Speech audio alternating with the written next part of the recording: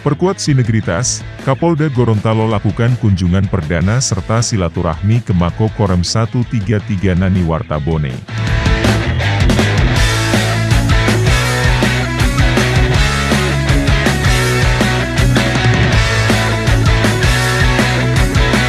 Kapolda Gorontalo, Irjen Pol Helmi Santika SHSIK MSI, didampingi Wakapolda Gorontalo Brigjen Pol Dr. Andus Puji Prasetyanto Hadi MH, melakukan kunjungan kerja dan silaturahmi ke Korem 133 Nani Wartabone Gorontalo.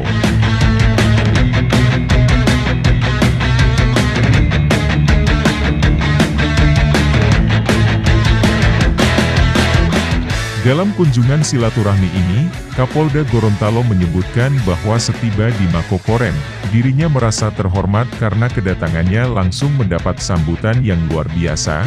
Diketahui bahwa kunjungan ini merupakan kunjungan perdana.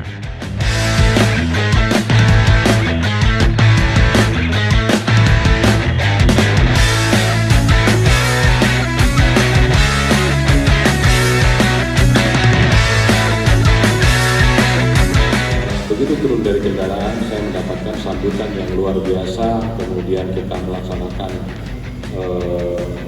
senam bersama sampai dengan berada di ruangan ini. Bagi saya secara pribadi ini adalah suatu, atau saya merasa sangat terhormat, dan ini saya berikan apresiasi yang luar biasa.